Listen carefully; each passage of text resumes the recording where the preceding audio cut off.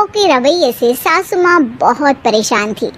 दरअसल बात ये थी कि तीनों बहुओं में किसी बात को लेकर अनबन हो गई थी। तब से ही तीनों एक दूसरे से मुंह फुलाए रहती थी। ना कोई सीधे मुंह किसी से बात करती, ना किसी का कहना मानती। पड़ोसी भी इस बात को जानते थे और जाने कैसे कैसे बातें भी करते। इसीलिए सासू माँ ने तीनों बहुओं को तुरंत अपने कमरे में बुलाया। मैं कई दिनों से देख रही हूँ, तुम तीनों अलग अलग सारे काम कर रही हो।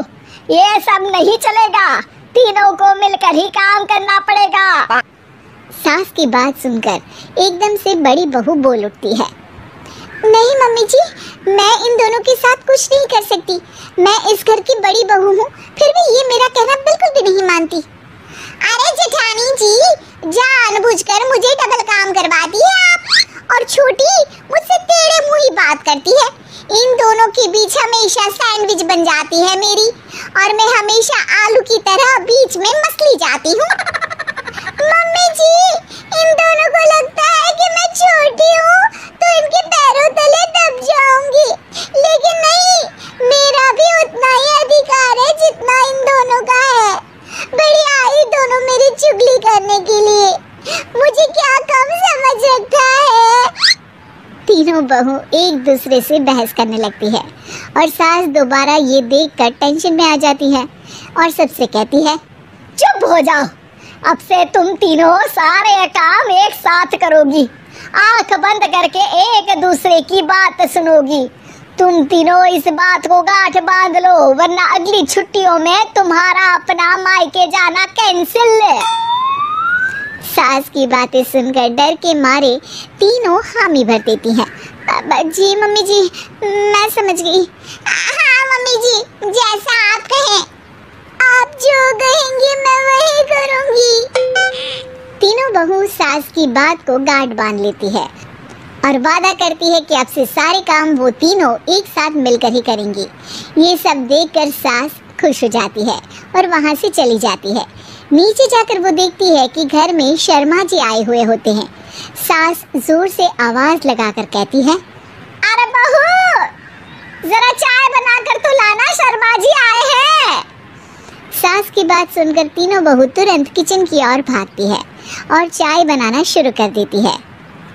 मुझे तो एकदम मसाले वाली कड़क चाय पसंद है, तो हम शर्मा जी के लिए मसाले वाली चाय ही बनाएंगे। अरे नहीं दीदी, गर्मी के मौसम में मसाला चाय कौन पीता है? मैं तो शर्मा जी के लिए इलायची वाली चाय ही बनाऊंगी। ये कैसी बात कर रही हैं आप दोनों? मेरी मम्मी ने सिखाया है कि मेहमान को ज्यादा दूध और शक्कर वाली चाय देनी चाहिए, वरना वो घर वालों को कंजूस समझते हैं। तो मैं तो शर्मा जी को ऐसी ही चाय दूंगी। तीनों बहुएं अपने अपने तरीके से चाय में शक्कर, मसाला, पत्ती सब डाल देती है। उबलने के बाद तीनों मिलकर चाय बाहर लेकर जाती है और शर्मा जी और सासू माँ को देती हैं। चाय पीने के बाद शर्मा जी सासू माँ को देखकर शर्मा जाते हैं और शर्मिंदा महसूस करते हैं कि आखिर उन्होंने चाय पीने के लिए हामी क्यों भरी। सासू माँ भी चाय पीना शुरू करती है और कहती हैं, अरे बहू, ये कैसी चाय बनाई है? चाय है या मीठे दूध की बासुंदी? हाँ, चाय अच्छी नहीं लगी क्या? कोई बात नहीं, हम पराठा बनाकर लाते हैं। चलो चलो अंदर। हाँ चलो। हाँ, आती हूँ मैं भी। नहीं, मेरा पेट चाय ने ही चौपट कर दिया, वही काफी है। पराठे से पोपट नहीं करवाना, मैं तो चलता हूँ। शर्मा जी चुपचाप पतली गली से निकल जाते हैं।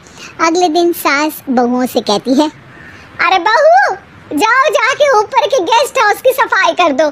कल हमारे यहाँ मेरे दूर के रिश्तेदार आने वाले हैं, तो पूरे कमरे को चमका देना, समझी? तीनों बहू सास की बात को मानकर ऊपर सफाई करने चली जाती हैं और तीनों कमरे की सफाई चालू कर देती है। बड़ी बहू मकड़ी के जाले साफ करती है तो बीच वाली झाड़ू लगाना और छोटी वाली सर्फ डालकर जमीन धोना शुरू कर देती है। अरे दीदी, जेठानी जी, अभी मैंने पूरी फर्श धोई और आप फिर से धूल नीचे गिरा रही हैं। और मछली जेठानी जी, आप बिना झाड़ू की धूल यहाँ छटक रही हैं। अरे तीनों को साफ करना है, एक साथ सफाई करते हैं ना। अरे वही तो, हम साथ साथ हैं, घर साफ साफ है। तीनों बहू ऐसे ही काम में उलझ जाती है और 2 घंटे तक एक ही कमरे की सफाई करती रहती है। बहुत देर से अपनी बहुओं को ना देखने के कारण सास ऊपर कमरे में उन्हें देखने जाती है, लेकिन कमरे में घुसती ही वो गीली फर्श पर फिसलने के कारण नीचे गिर जाती है। ओरी मोरी मैया, हड्डी मरोड़ के रख दी। आए मेरी तो कमर ही टूट गई रे। तीनों बहुएं सास को उठाती हैं और बिस्तर पर सुला देती है। अरे मेरे हाथ पैर दर्द कर रहे हैं, दबा दो आराम मिलेगा। हाँ जी माँ जी। अरे जी माँ जी माँ जी। और तीनों बहुएं एक साथ सास के हाथ को दबाना शुरू कर देती हैं। माँ की तो चीख ही निकल जाती है और नतीजा ये होता है कि सास के बचे हुए शरीर में भी दर्द उठ जाता है। हाय राम, ये क्या कर दिया तुम तीनों ने। अरे मेरी तो किस्मत ही फूटी है कि तुम जैसी बहुएं मुझे मिली। हे भगवान, पूरे शरीर में दर्द बढ़ गया है। अब तो पता नहीं कि चल भी पाऊंगी या नहीं। माफ करो, मुझे गलती हो गई मुझसे कि तुम तीनों को एक साथ काम करने के लिए बोला। सोचा था तीनों मिलके अच्छे से काम करेगी, लेकिन बड़े बुजुर्ग सही कहते थे कि 3 तिगाड़ा काम बिगाड़ा।